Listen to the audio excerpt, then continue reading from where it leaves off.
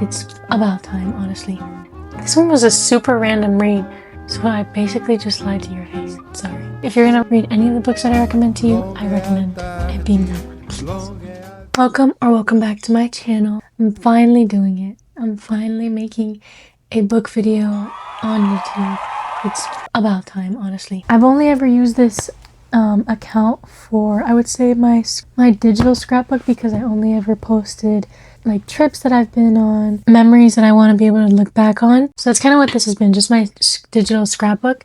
But I want to expand more, like I said, take some baby steps when it comes to being more consistent and being more active with my book content. If you don't already, I have a book Instagram, it's jazz.booked, where I post a lot of book content. I've been more consistent. I've been more, what's that word?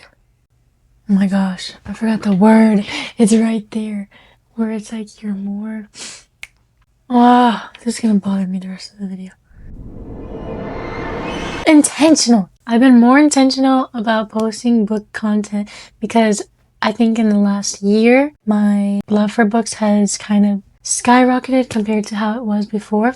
I've always really loved reading, but I think in the past year, maybe midway 2025 to the end of 2025 was when my love for books really grew. Or I mean, honestly, I think it might have been even 2023. I know there was a period in 2023 where I was reading maybe one book every week. I had nothing else to do. I was getting through books really quick, but that kind of went down. Last year was when I picked up a little bit more. So now we've kind of gotten to the point where I'm still discovering new books that I think I would enjoy. I'm expanding my genres.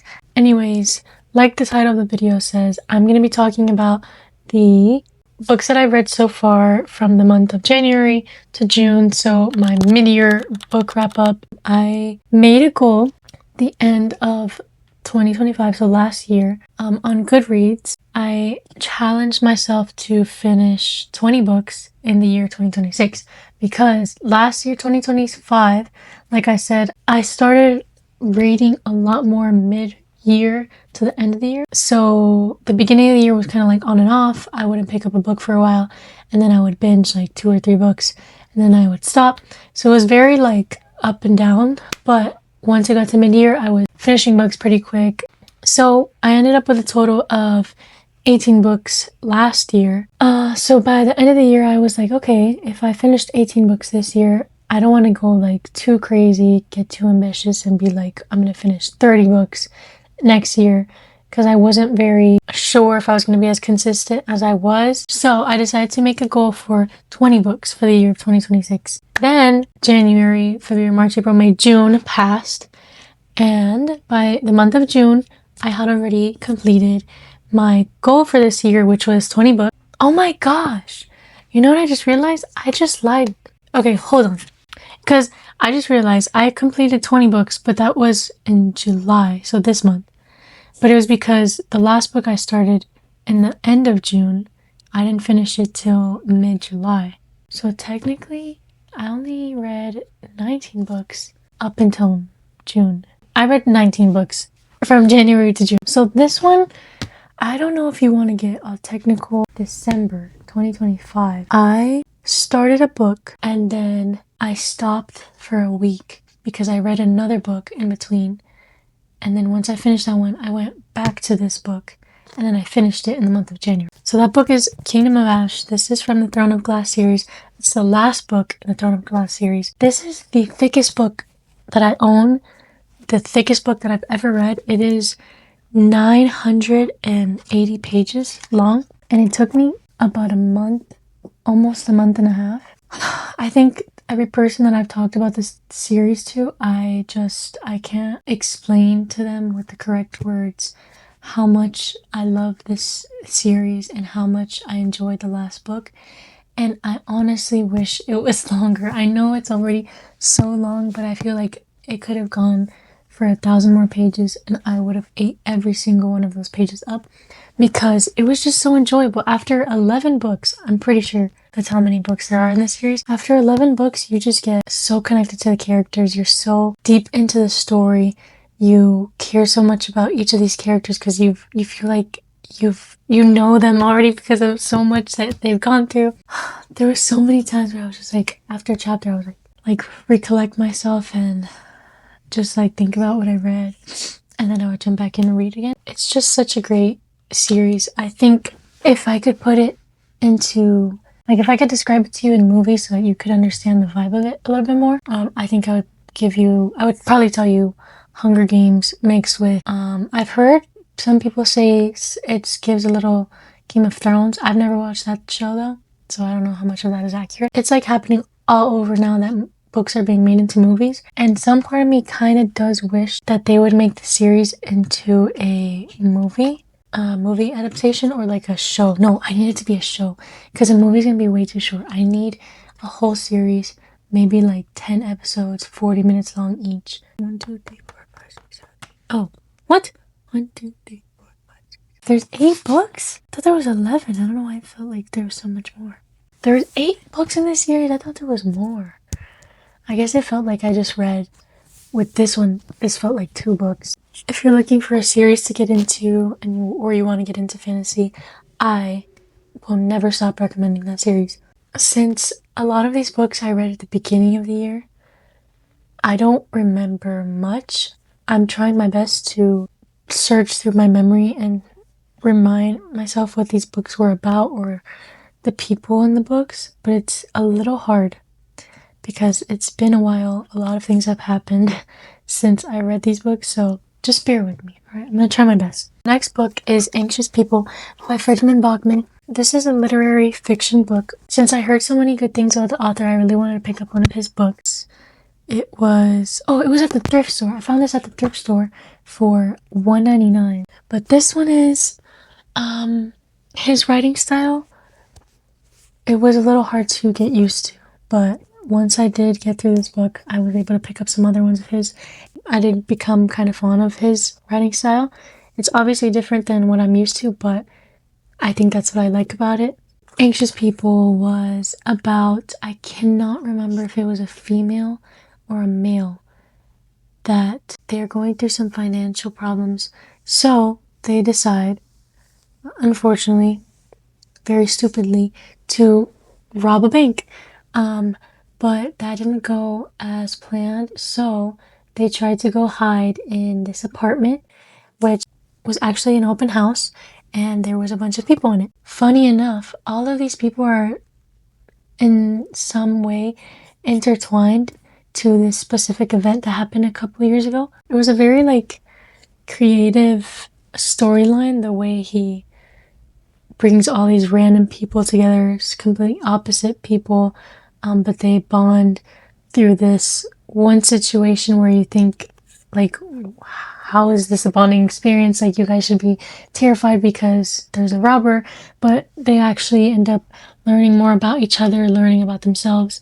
The next one is Fearless. This is part of a, I don't know how to say the word. It's that word. But it's the 3rd book of the Powerless series.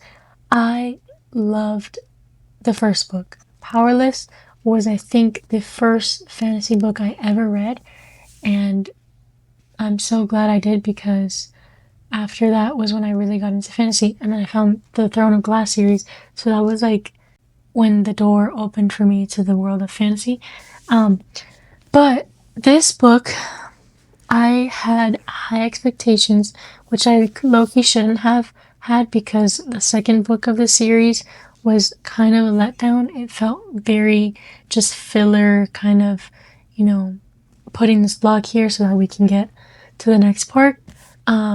So I did have a little bit of high expectations for this book. I really wanted it to give me the same emotions and excitement that I felt when I read the first book.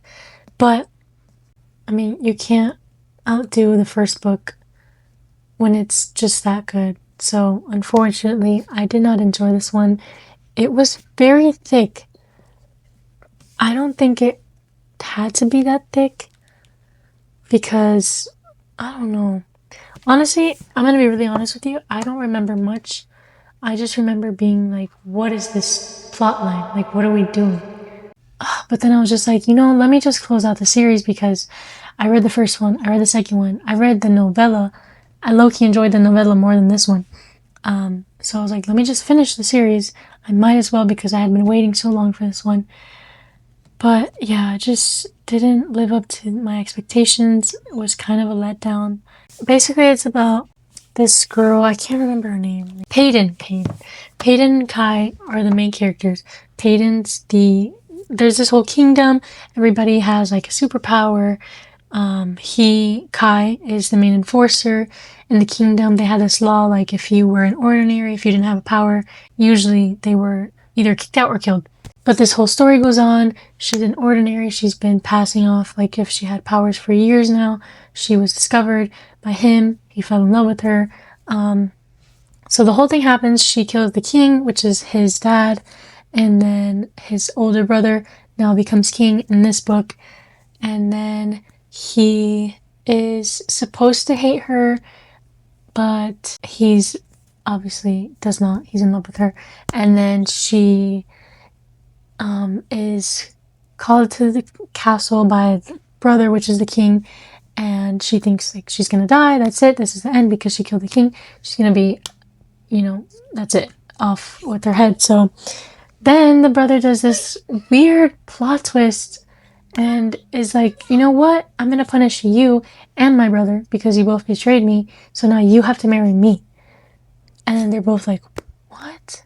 But it was okay. It wasn't like horrible, but it also wasn't like, oh my gosh, this was the best book ever. So do with that what you will. I'm gonna do both of them at the same time because they're from the same series. I read Carvel and Legendary. These are part of a series. This is the first book. This is the second. I still have not read the third, but basically this is another fantasy type book. However, this one is more with magic and riddles. The first book goes to follow these two sisters, the older sister Scarlet and then the younger sister Tella. I guess it was like a game that people would get invited to by the guy, which was his name was Legendary, but nobody really knew or didn't know at all who he was. So she got invited to the game because she had been asking to get invited for forever. Because their dad was very abusive and they wanted an escape. Imagine I'm giving you false information. I'm just telling you what I remember. It's a lot of following her and being like suspicious of everyone, trying to figure out, if this person's legend because no one knows who he is, so he could be like anyone. The second one follows the younger sister. And this one was good. There was a couple things that I was confused. I will say I did listen to a lot of this book on audiobook. Honestly, one of the mistakes that I made because it's easy for me to get distracted when I'm listening to an audiobook. So that did happen a couple times, and then when I would come back to read the book, I was kind of like, wait, what are we talking about? The next one is, I'm actually going to do these two because this one, emotionally healthy spirituality.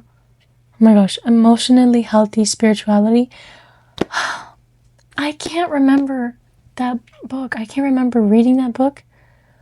I don't remember what it was about, and that sucks. I'm sure it was a good book and that you should go read it. The next book is Deep Changes by Nicolas Emilio Tranchini. I think that's how you say his name.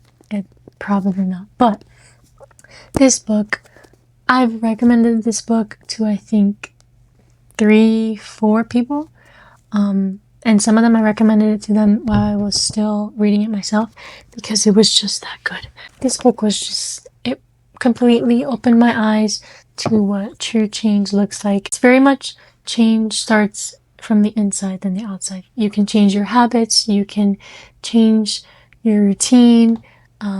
Everything can start to look different from the outside, like, they stopped doing that, they don't do this anymore, but if the heart is the same, then no change has truly happened. If you're a believer or a non-believer, I recommend this book. I think it's such an eye-opener. It helped me anyway. Just fall in love with Jesus again, which I think is such a beautiful thing and something very necessary for a lot of us to just be able to fall in love with him over and over again. And realize that God wants true change for us too. He doesn't want just our superficial obedience, but he wants, our true repentance, of realizing how much in need of him we are and in need of true change. If you're gonna read any of the books that I recommend to you, I recommend it being that one. The next books I read are also part of a 3-book series, and that is The Housemaid.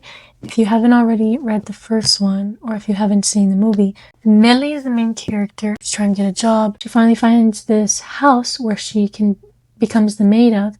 She starts to see like the lady's a little crazy, but then there's a whole plot twist there. The guy ends up being super crazy. The husband of the wife ends up being super crazy. She ends up helping the wife escape him. She does some crazy things to him. In the second one, she thinks that that's what's happening when she gets hired at this other place.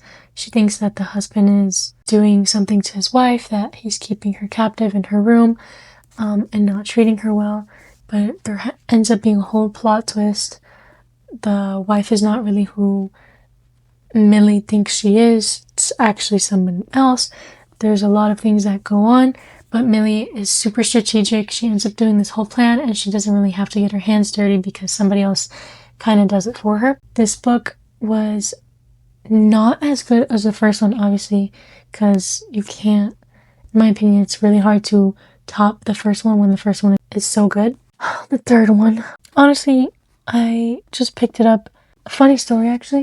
I picked up the third one by mistake, thinking it was the second one, and I ended up having to get the second one, reading it, and then picking up this one so that I can understand who some of the characters were in this one. But honestly, you don't really have to read all of them together. I think you could read them separately and still understand the stories because they don't go back too much to each other. They don't mention huge moments from the past books that you wouldn't be able to understand the story if you didn't read them. Anyways, this one's a couple years later from the first book, so she's older now. She has her own family, she has her own kids, so she's kind of a completely different person now.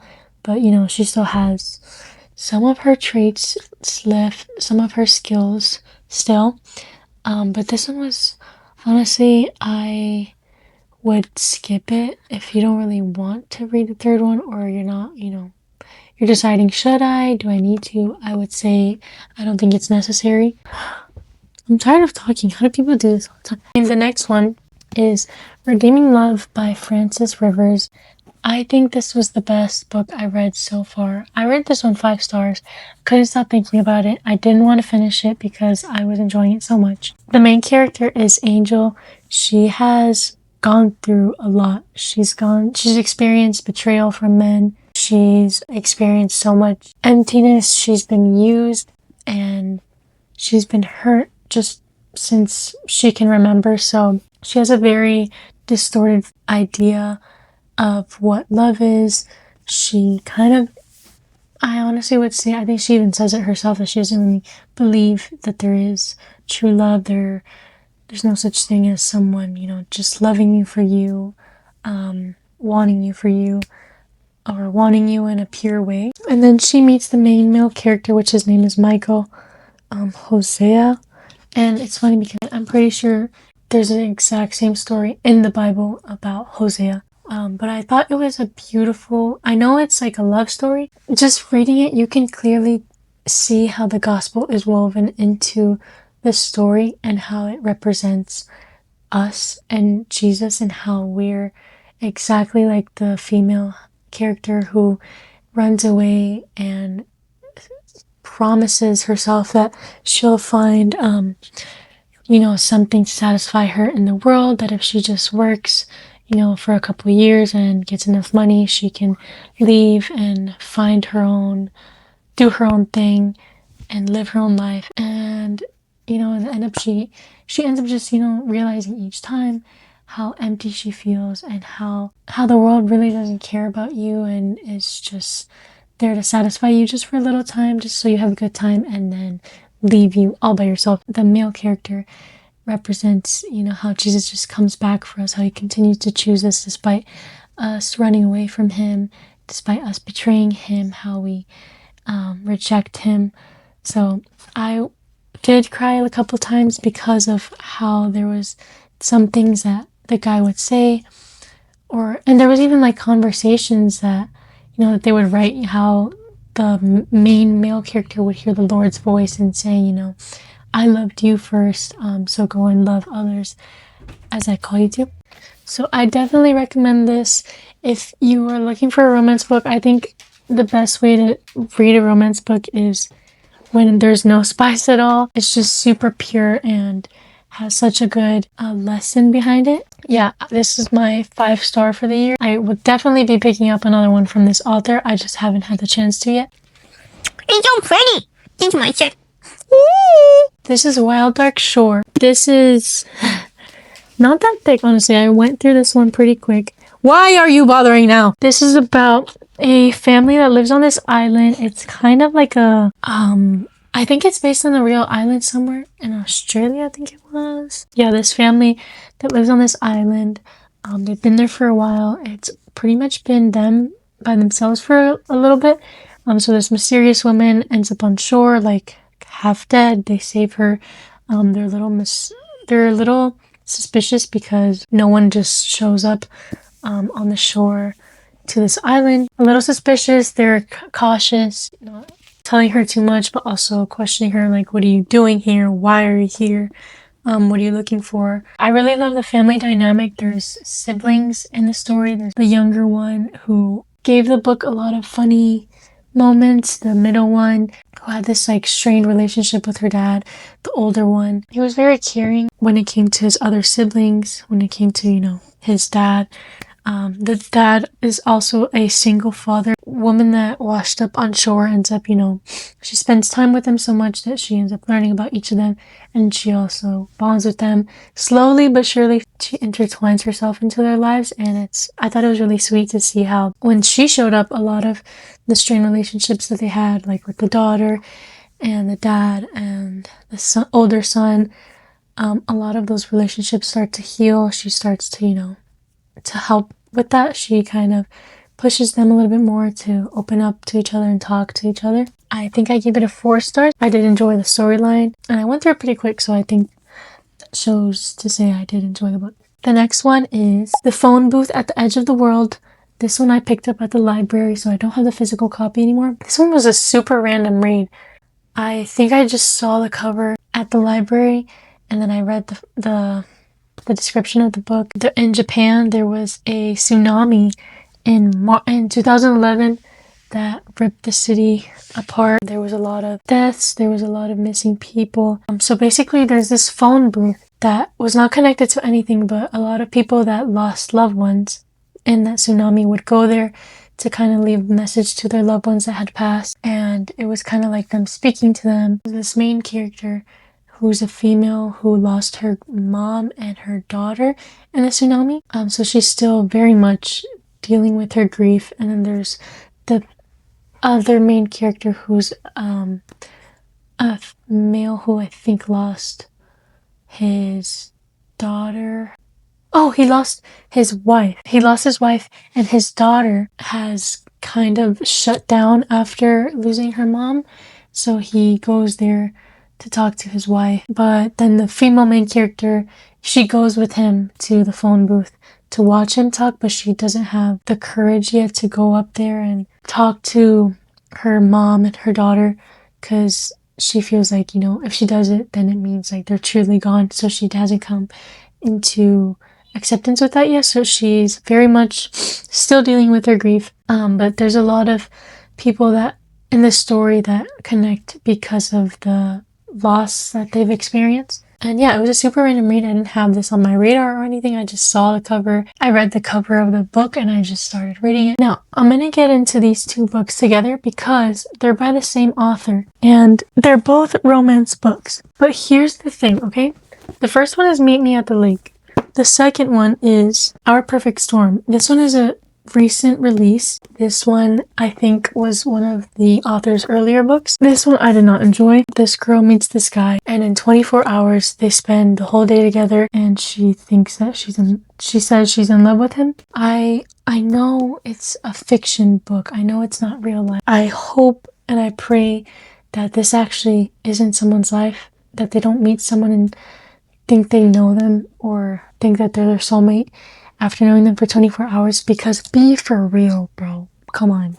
Another thing also, this book, I did like the storyline, okay? It's childhood best friends to lovers. I love the idea of knowing someone so long that you just can't see your life without them, and you think, why not just spend the rest of our lives together?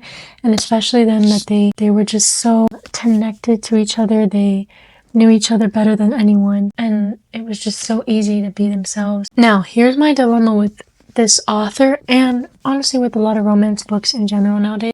It's so hard to find a romance book with no spice, no lustful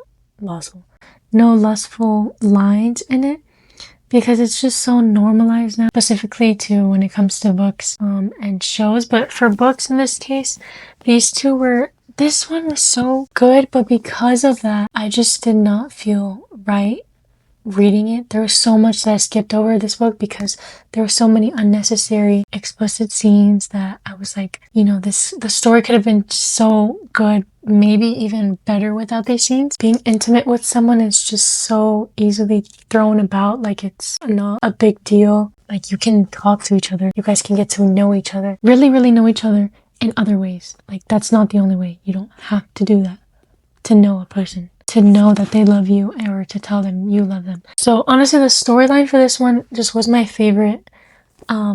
This one I did enjoy a little bit more. The setting of it I did enjoy a little bit more, but that was one thing that I didn't feel comfortable with. Honestly, I don't feel comfortable in my conscience that I would recommend these books to someone and have them read those scenes too, for them to fall into temptation or whatever it may be, to fall into sin. That's also something that I am trying to be very cautious with when it comes to reading, is would I want someone to read this? And if I don't, then why should I be reading it? The next book is also a romance book. However, this one was a clean romance book.